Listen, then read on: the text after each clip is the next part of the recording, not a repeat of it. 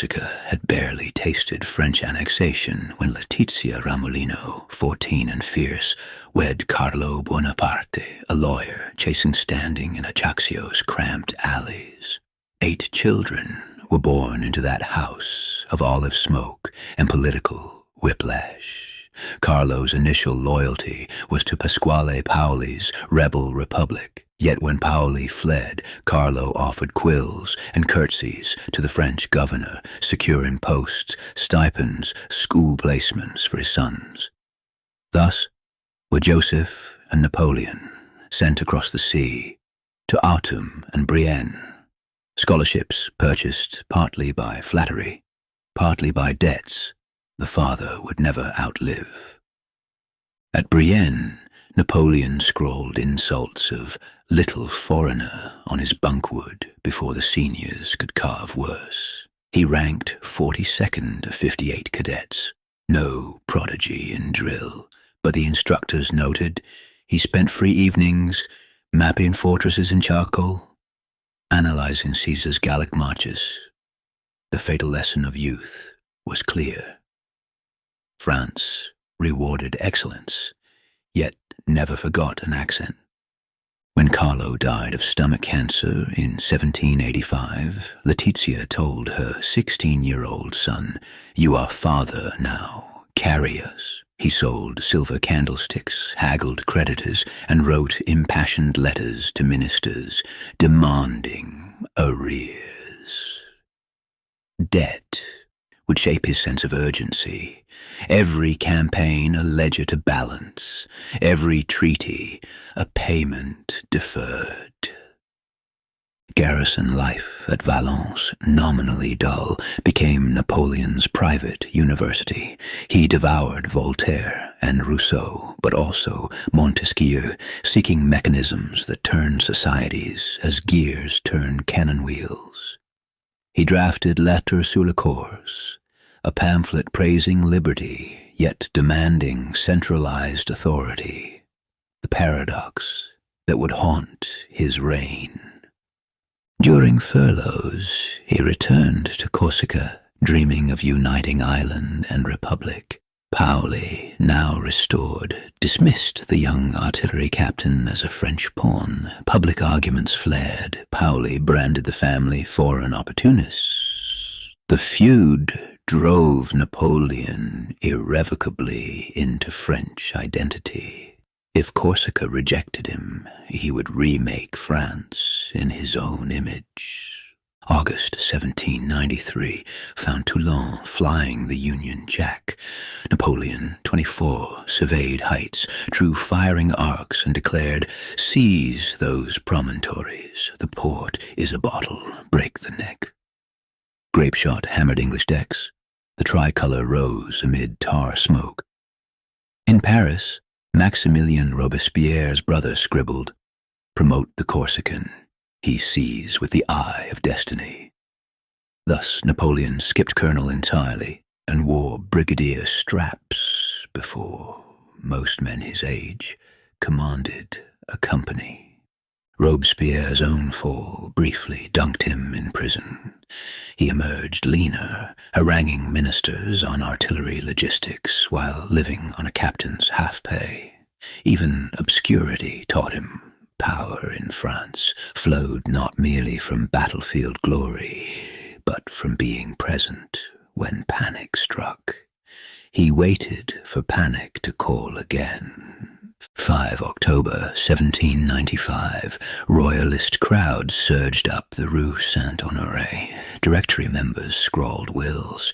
Paul Barras pointed at the Corsican, and within hours Napoleon had 60 cannon-nosed pavement across bridges.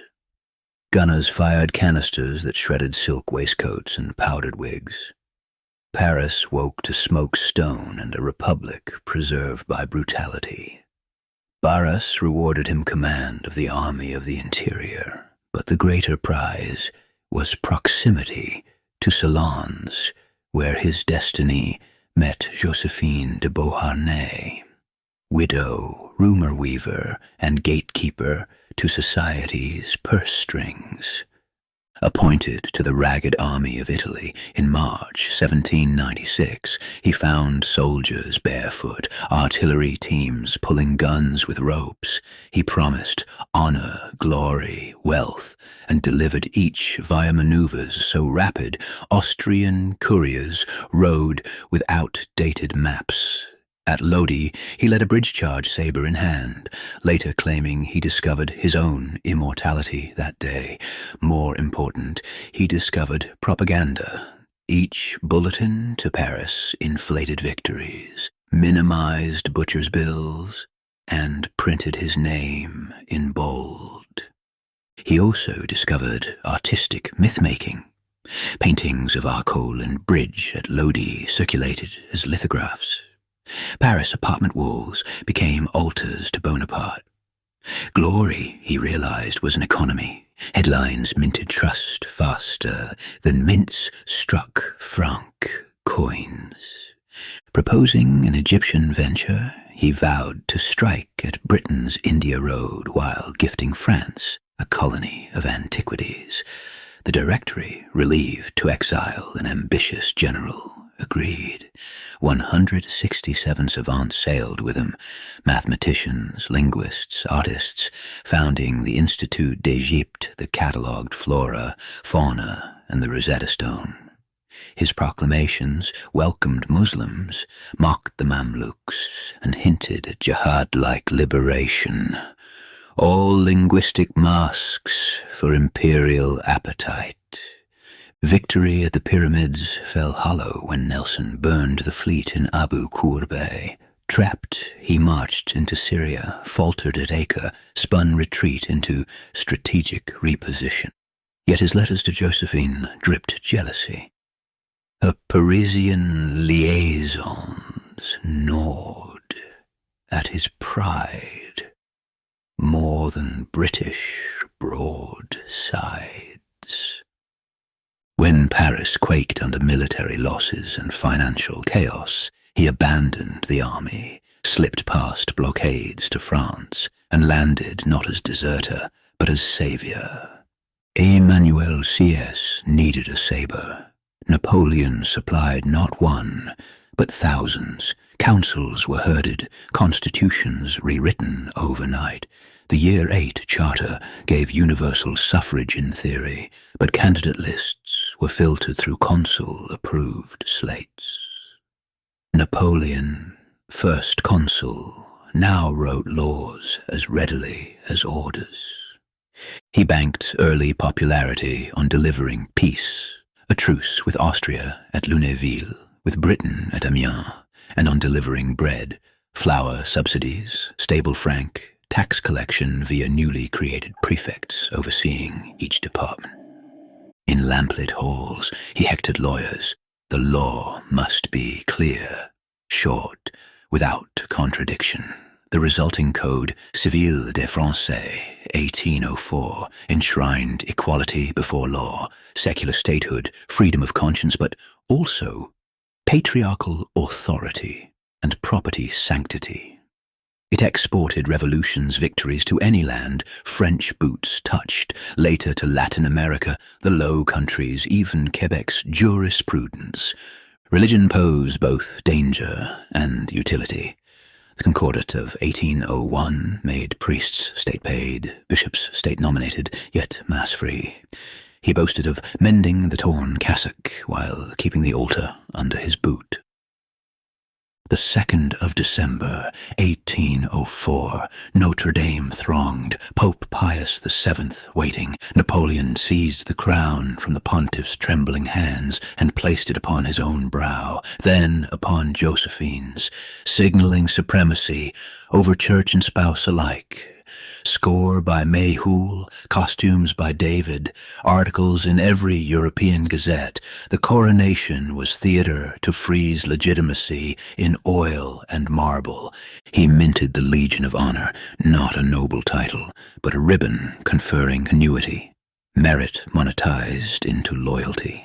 He cultivated savants, built Arc de Triomphe foundations, and stuffed the Louvre, renamed Musée Napoleon, with Egyptian obelisks and Venetian bronzes. Fog-cloaked Pratzen Heights, Napoleon feigned weakness. Allies poured into the valley. The sun broke. French columns split the center. Austerlitz ended Holy Roman Empire after 1,000 years. Diplomats signed treaties in candle-lit tents, still smelling of musket smoke. Europe trembled, yet seeds of coalition sprouted in the ashes. Unable to master the waves, he sought to strangle Britain's trade. Decrees of Berlin, 1806, and Milan, 1807, barred continental ports to British goods, but smuggling blossomed. Blockades impoverished French textile towns. Neutral nations soured. Economics, he discovered, could not be commanded like infantry. Spain was thought docile, its throne fit for Brother Joseph. Instead, Madrid rioted. Monks sparked peasant fury. Guerrilla little war. Stab French columns invisibly. British gold armed partisans. Wellington nipped supply lines. The Spanish ulcer, Napoleon admitted, drained more blood than all his grand battles. Divorcing Josephine, he stroked the pride of the Habsburgs by marrying Archduchess Marie-Louise, 1810. She, 18 and devout, bore the King of Rome within a year. Courts that once called him Corsican usurper now courted nursery alliances.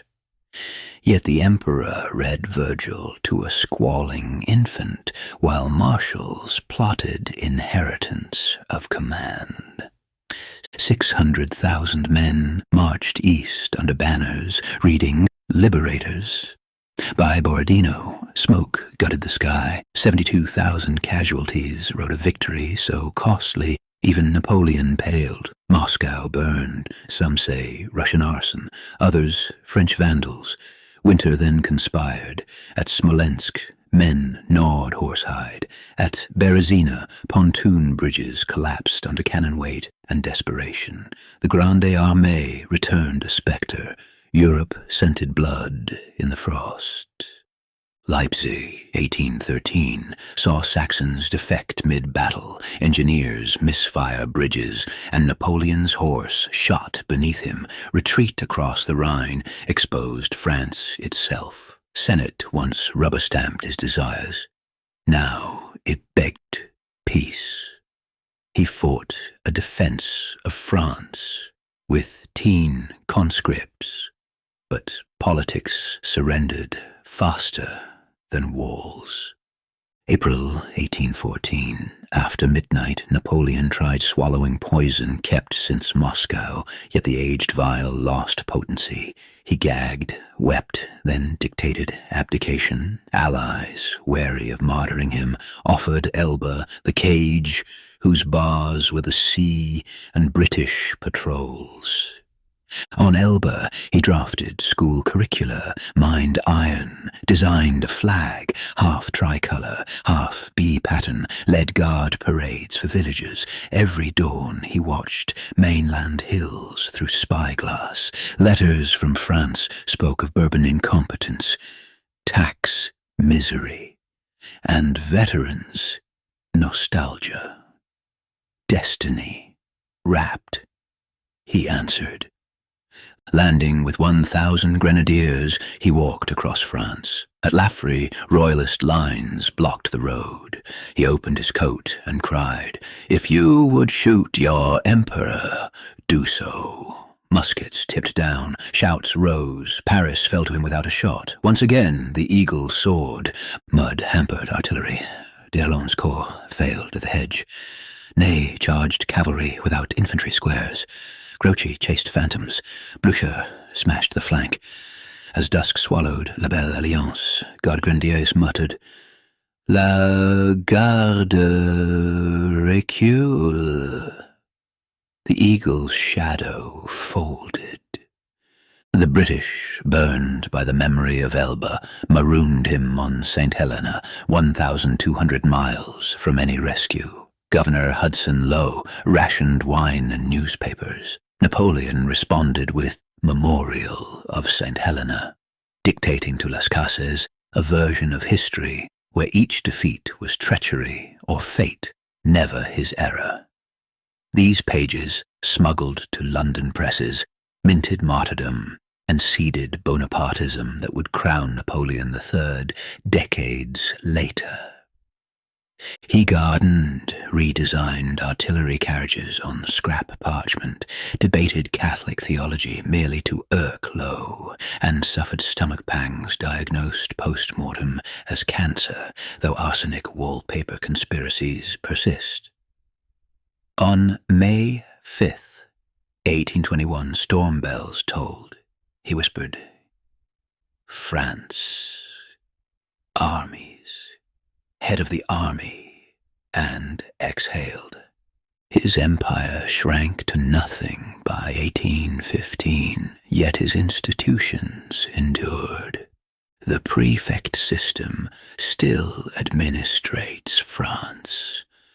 Bank of France issues the France's descendant. Lycée funnel youth toward merit, not birth.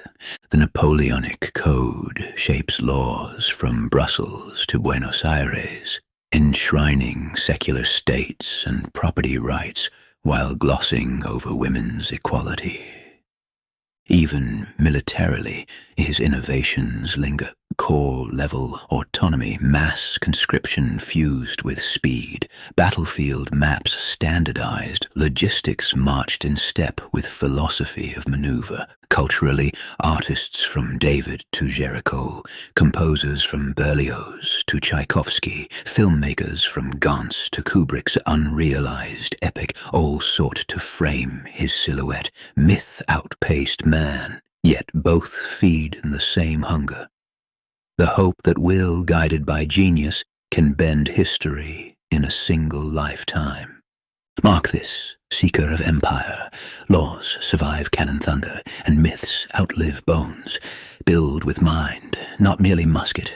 Temper glory with mercy, lest winter carve your name in ice, as it did the Corsicans. I have spoken, let the candle gutter. Your own choices now stride into history's ledger.